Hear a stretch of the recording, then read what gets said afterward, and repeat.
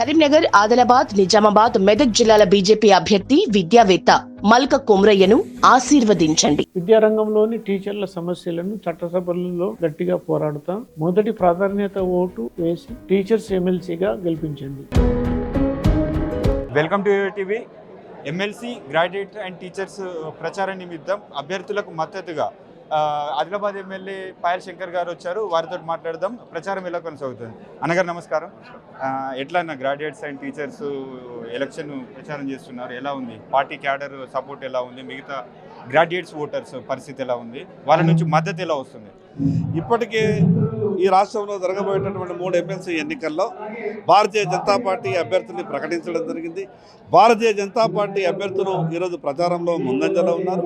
ఇక మిగతా రాజకీయ పార్టీలలో కాంగ్రెస్ పార్టీ పరిస్థితి గురించి అందరికీ తెలుసు. ఇక టీఆర్ఎస్ పార్టీ గురించి అయితే మాట్లాడాల్సిన పనే లేదు. గతంలో కాంగ్రెస్ టీఆర్ఎస్ పార్టీ అభ్యర్థులకు అటు పట్టభద్రుల విషయంలో కానీ ఉపాధ్యాయుల విషయంలో కానీ వాళ్లకు ఎమ్మెల్సీలుగా అవకాశం ఇస్తే శాసన మండలిలో ఏ రకంగా వాళ్ళ వ్యవహారం ఉండేనో పట్టభద్రులకు తెలుసు, ఉపాధ్యాయ సోదరులకు తెలుసు. ఈరోజు తెలంగాణ రాష్ట్రం వస్తే మా సమస్యలన్నీ కూడా పరిష్కారం అయితే అని గొప్ప ఆశతో తమ ఉద్యోగాలను సైతం పనంగా పెట్టి తెలంగాణ పోరాటంలో ముందు వరుసలో ఉన్నటువంటి ఉపాధ్యాయుల సమస్యలు గత 10 సంవత్సరాలుగా టీఆర్ఎస్ పార్టీ తీర్చలేదు. 14 నెలలుగా అధికారంలోకి వచ్చినటువంటి కాంగ్రెస్ పార్టీ కూడా తీర్చలేదు. మరి అదేవిధంగా ప్రభుత్వంలో ఉన్నటువంటి వాళ్ళ అభ్యర్థులకు అవకాశం ఇస్తే రేపు ప్రభుత్వాన్ని వాళ్ళు ప్రశ్నించలేరు.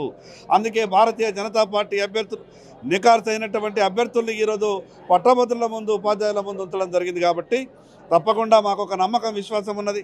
ఇప్పటికే అనేక సర్వేలు కూడా చెప్తా ఉన్నాయి భారతీయ జనతా పార్టీ అభ్యర్థులకి గెలుపు అవకాశాలు ఎక్కువ ఉన్నాయని.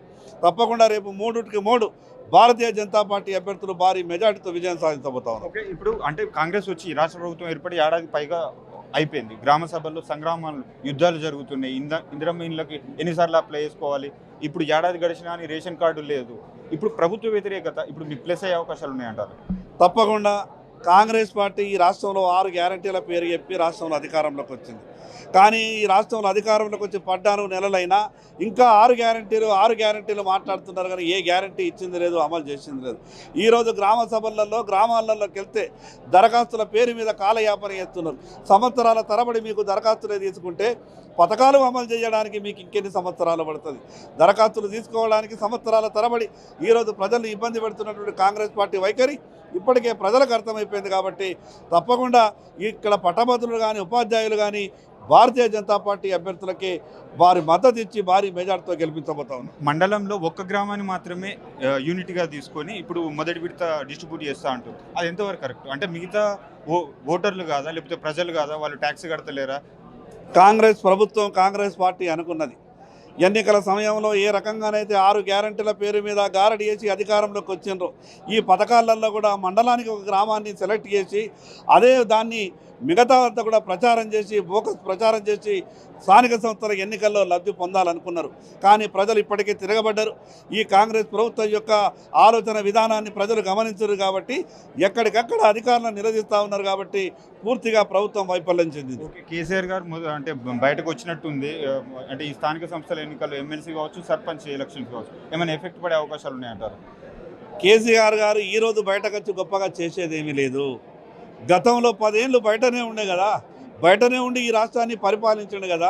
అధికారంలో ఉండి ముఖ్యమంత్రిగా ఉండి చేయనటువంటిది ఈరోజు ప్రతిపక్ష నేతగా వచ్చి బయటకు వచ్చి చేసేదేమీ లేదు. ఈరోజు ఆ 2 రాజకీయ పార్టీల గురించి ప్రజలు ఆలోచిస్తలేరు. కాంగ్రెస్ గురించి కానీ అదేవిధంగా టీఆర్ఎస్ గురించి కానీ ప్రజలు ఆలోచించే పరిస్థితి లేదు. తప్పకుండా రేపు భారతీయ జనతా పార్టీ అభ్యర్థులు భారీ విజయం సాధిస్తారు. ఫైనల్గా చెప్పండి అన్న, గ్రాడ్యుయేట్ ఓటర్లు అండ్ టీచర్ ఓటర్లకు ఏం చెప్పబోతున్నారు? ఒకవేళ గెలిపిస్తే, బీజేపీ అభ్యర్థులను గెలిపిస్తే ఏ విధంగా వాళ్ళకి న్యాయం చేయబోతున్నారు? పట్టభద్రులైనటువంటి మేధావులారా, విద్యా వ్యవస్థ మీద గొప్పగా పనిచేస్తున్నటువంటి విద్యా వ్యవస్థ బాగుపడాలని మీరు ఉన్నటువంటి ఉపాధ్యాయ సోదరులారా, మీరు సమాజంలో మేధావులు. ఒక రాజకీయ ప్రతినిధిగా నేను మీకు చెప్పేంత గొప్పవాడిని కాను.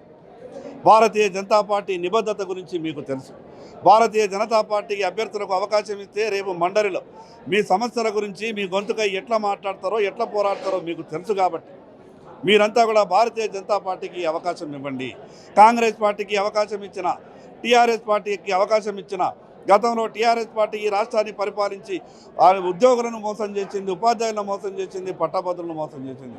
అదే పంతాను కాంగ్రెస్ పార్టీ 14 నెలలుగా టీఆర్ఎస్ పార్టీ ఏ రకంగానైతే మోసం చేసిందో కాంగ్రెస్ పార్టీ కూడా అదే పంతాను ఎంచుకొని 14 నెలలు పూర్తయింది. అందుకే మీ సమస్యల పరిష్కారం కావాలా. ఈ 317 జీవో గురించి పోరాటం చేసింది భారతీయ జనతా పార్టీ, జైలుకి వెళ్ళింది భారతీయ జనతా పార్టీ నాయకులు.